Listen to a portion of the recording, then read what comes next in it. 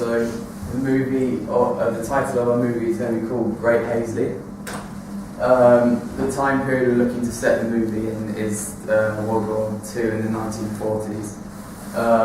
And when we're doing it in the 1940s, we did some research on what sort of, how people dressed and what sort of stuff they listened to and how it was like. So as you can see here, their hair was slicked back, and so when we're filming, we want to sort of try and recreate that sort of image. Here's a picture of how they dress. They dress quite formally and in suits and quite smart. And in one of our scenes, we're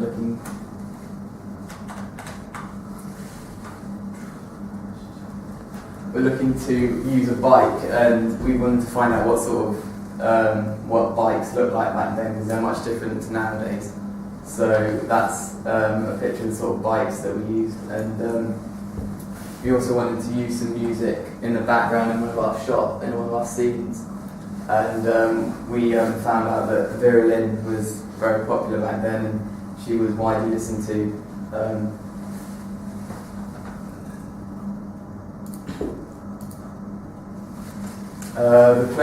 We're looking to place it in a small sort of village in Oxfordshire, where the sort of houses are thatched roofs and giving that sort of the feel of it's back in the 1940s and wartime. We're looking to do the genre as sort of a paranormal horror, which sort of doesn't start off looking like it's scary, but it does have a scary edge to it. And for the characters, we want to sort of try and have a range of characters from young to old to give a nice sort of variation for the movie. Right, well, our shots will generally be using our over the shoulder, as you can see, because we want to set the scene between two people talking, so actually the audience can get involved in sort of the way they're talking to each other, so they're not sort of split apart.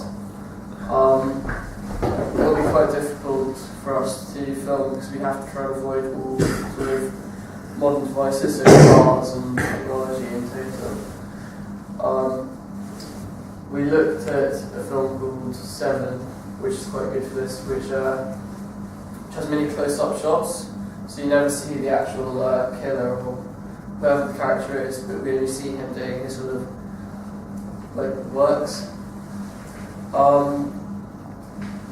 The dress will be quite difficult as well because it was much different then, as Jonny said, and using like tweed, stuff like that.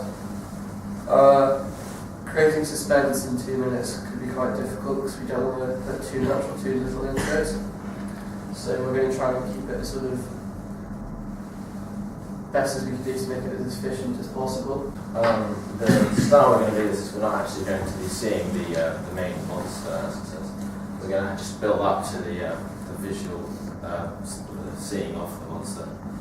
And we're going to do that through making it feel very eerie by building up the music throughout the whole scene, and by the end having it like swell and really, as it says, make it feel very eerie. And also we're going to really add to the time in terms of music. We're going to add Vera Lynn in to make it seem as though it's just what the time was like. And also we're going for sort of paranormal monster, so we will try and drop hints in of that during sort of dialogue, etc. The sort of audience that we're going for is 16 plus. We didn't want to make it 18 because there's not going to be large amounts of drug use or sex or anything like that. It's just going to be suspense, and we're just going to sort of be creating the horror that it's not too scary to be an 18 plus, just for teenagers. We're going to be doing this by creating old ideas such as Goodnight Mr. Tom, to use an example, and new ones like Jeepers Creepers, and sort of just mixing the ideas between the two and finding a nice border.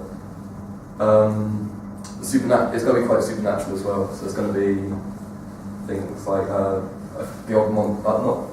few little hints as to what's coming up throughout the film, and yeah, that'll be notable throughout. So, any questions? Yeah.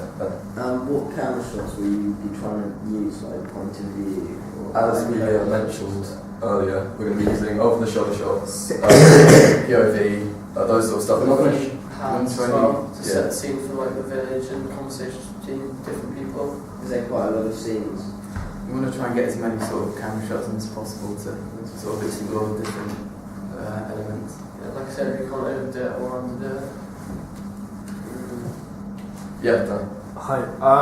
Is there some sort of effect you're going to be putting onto your film to make it look old-fashioned? For example, sepia. Yes. Yeah, exactly. We Putting a blue were tinge. dulling the image down a little bit so it doesn't seem as sort of vivid and lively as it could be. Oh, great. And also when we're playing music, we'll try and make it crackly, so it doesn't sort of sound like it's coming out from. So it'll be diegetic music, yeah. So the characters can hear it, so it can be playing from like a farmhouse in the road or something. Nice. Do you think the title gives us enough information about the type of film it is? No, but like have you seen in Cloverfield, they were very secretive about their film. They never actually released any information prior to the filming. And we sort of added that sort of suspense and mystery. So when seeing a film called Great Hazel, it could be anything from a romantic comedy to. I think also that because we're not actually going to directly show sort of the monster in the movie, it gives quite a mysterious feel to it, and we don't really want to give much away in the title, so it sort of really gets the audience drawn in. Yeah, like that. What monsters are meant to be? Well, we've thought of many ideas. It doesn't really matter that much because it's sort of we never actually show him personally, but we've thought of a so pretty called the Slender Man. Have you heard of him? Yeah, which is quite spooky. Yeah. Who's going to be playing this film? He's not going to be in the film, though, just We won't see it then. Oh, We'll only see parts of him.